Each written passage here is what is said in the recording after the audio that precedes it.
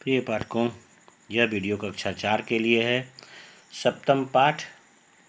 इस पाठ का शीर्षक है क्रिया प्रयोग और प्रथम पुरुष एकवचन।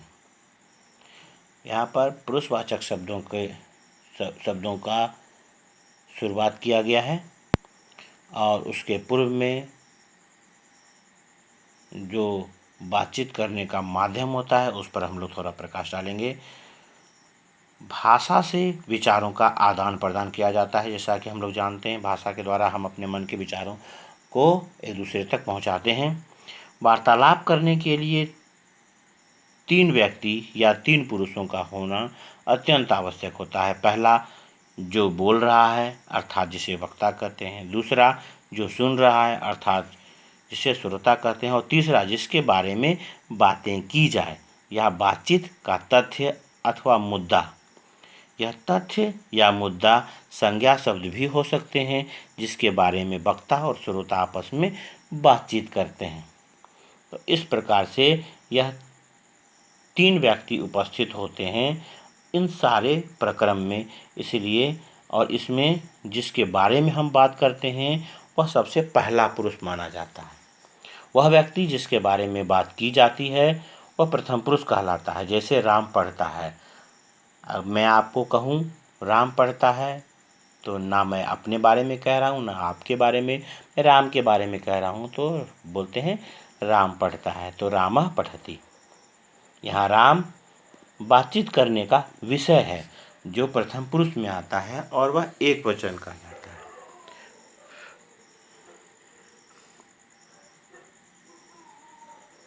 तो इस प्रकार से किसी व्यक्ति, वस्तु या स्थान का नाम अथवा सर्वनाम, सहतौते, ये सब प्रथम पुरुष में आएंगे। तो प्रथम पुरुष का जो उदाहरण है उसके अनुसार से समझे। अब इसकी परिभाषा पर आते हैं। प्रथम पुरुष की परिभाषा होगी वह व्यक्ति जिसके बारे में बात की जाए अथवा बताया जाए उसे प्रथम पुरुष कहेंगे। सीधी बात है। जैसे कहते हैं रामः पठति, सः पठति।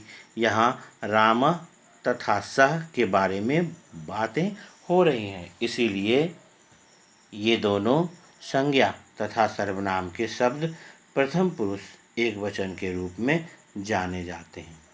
सः के अन्य 2 वचनों के रूप द्विवचन में तौ और बहुवचन में ते होते हैं। इसी प्रकार स्त्रीलिंग के लिए सा एकवचन में, ते द्विवचन में तथा ताह बहुवचन में प्रथम पुरुष के रूप होते हैं। अगर कोई चीज या निर्जीव वस्तु हो तो उस नपुंसक लिंग शब्द के 3 वचनों के रूप होंगे तत्, ते, तानि, जिसे प्रथम पुरुष में स्थान दिया जाता है। प्रथम पुरुष के पुल्लिंग में जो वाक्य बनेंगे वह स पठति, तौ पठता और ते पठन्ति। स पठति मतलब वह पढ़ता है, तौ पढ़ता वे दोनों पढ़ते हैं और ते पठन्ति वे सब पढ़ते हैं। सा नृत्यति वह नाचती है, ते खादता वे दोनों खाती हैं, ताह गच्छन्ति वे सब जाती हैं। यहाँ पर अस धातु के शब्दों का है। जैसे वह बालिका है कहें तो कहेंगे सा बालिका अस्ति, ते बालिके सतः और ताः बालिका सन्ति। इस प्रकार से अन्य वाक्य भी हम लोग बना सकते हैं।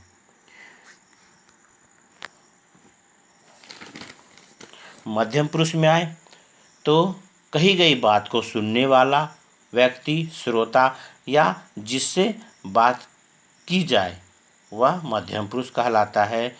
जैसे त्वं लिखसि, यूयं वदत्। यहाँ सुनने वाला श्रोता त्वं और यूयं है, इसलिए इनके साथ क्रमशः लिखसि तथा वदत् क्रियाओं का प्रयोग किया गया है। मध्यम पुरुष के तीनों वचनों के शब्द हैं त्वं, युवाम, यूयं। इसके लिए निम्नलिखित क्रियाएं वचनानुसार प्रयोग की जाती हैं। जैसे अस धातु में लें तो असी अस्थ अस्थ, लिख धातु में लें तो लिखसी लिखता लिखत, और हस धातु में लें तो हससी हसथा हत हसथ, और नम धातु में लें तो नमसी नमथा नमथ, और वद धातु में लें तो वदसी वदथा वदथ। इस प्रकार से ये सब क्रियाएं इन त्वम युवाम यूयम कर्ता के साथ में प्रयोग की जाती हैं। उदाहरण में ले तो जैसे वाक्य बनता है त्वम बालकः युवाम बालकोस्था यूयम बालकास्थ, त्वम क्रीडसी युवाम क्रीडथः और यूयम क्रीडथ। इस प्रकार से संस्कृत के वाक्य बनेंगे। उसके पश्चात उत्तम पुरुष आता है। कही गई बात को कहने वाला व्यक्ति या वक्ता जो बात को बोल रहा है वह उत्तम पुरुष कहलाता है। जैसे अहम पठामि वयम गच्छामः, यहाँ बोलने वाला वक्ता अहम और वयम है, जिसके साथ क्रमशः पठामि तथा गच्छामः क्रियाओं का प्रयोग किया गया।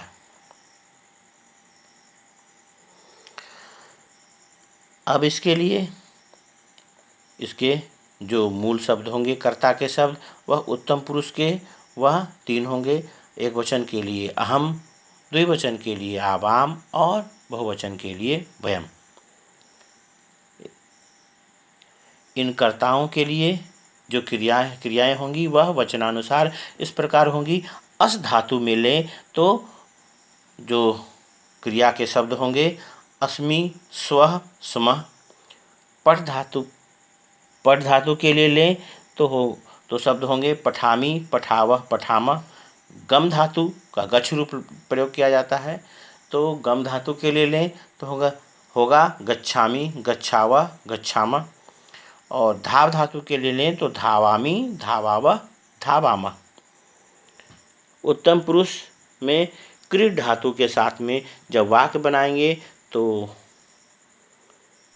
वाक्य बनेगा अहम क्रीडामि आवाम क्रीडावः वयम क्रीडामः। सहायक क्रिया के साथ मध्यम पुरुष में कोई भी संज्ञा शब्द का प्रयोग हम कर सकते हैं। जैसे कहें अहम शिक्षकः अस्मि, मैं शिक्षक हूँ, आवाम शिक्षको अस्व और वयम शिक्षकाः स्मः। तो सहायक क्रिया का भी प्रयोग करके हम मध्यम पुरुष में भी कह सकते हैं। त्वम छात्रः असि युवाम छात्रो स्तः और यूयम छात्राः अस्थ। त्वम छात्रः असि युवाम छात्रो अस्थः और यूयम छात्रा अस्थ।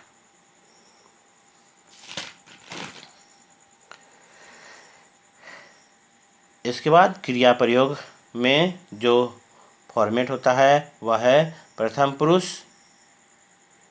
का कर्ता एक वचन में तो क्रिया भी उसकी एक वचन में होगी, और जब प्रथम पुरुष का कर्ता द्विवचन में होगा तो उसके लिए क्रिया भी द्विवचन की होगी, और प्रथम पुरुष का कर्ता जब बहुवचन का होगा तो उसकी क्रिया भी बहुवचन की होगी। इस अनुसार से इसका अभ्यास करेंगे। जैसे यहाँ पर दिया हुआ है, कहता है बालकः हसति बालिका हसति पुष्पम विकसति, मतलब लड़का हंसता है लड़की हंसती है, फूल खिलता है। सः पठति वह पढ़ता है, सा पठति वह पढ़ती है। तत् पत्रम पतति वह पत्ता गिरता है। बालकः नमति लड़का नमस्कार करता है, बालिका नमति लड़की नमस्कार करती है। चक्रम भ्रमति पहिया घूमता है। छात्रः गच्छति छात्र जाता है, छात्रा गच्छति छात्रा जाती है। पुष्पम अस्ति फूल है। सः गायति वह गाता है, सा गायति वह गाती है। तत् कमलम अस्ति वह कमल है।